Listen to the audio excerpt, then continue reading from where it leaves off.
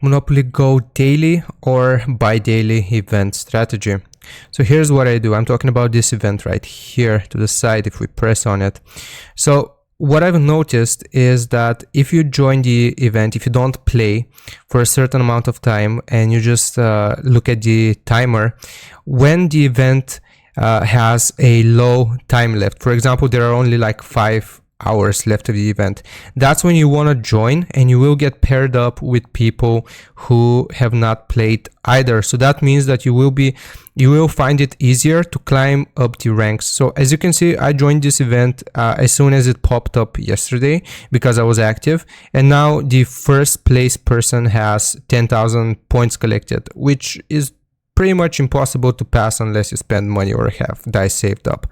So what I did, and what I did the previous 2 times, is when there are like 3 or 5 hours left to the event, that's when I join, and that's when I'm most active and I just push up the slots. So without even playing much the previous day, I got to number 4 just because I joined 5 hours before the event changed.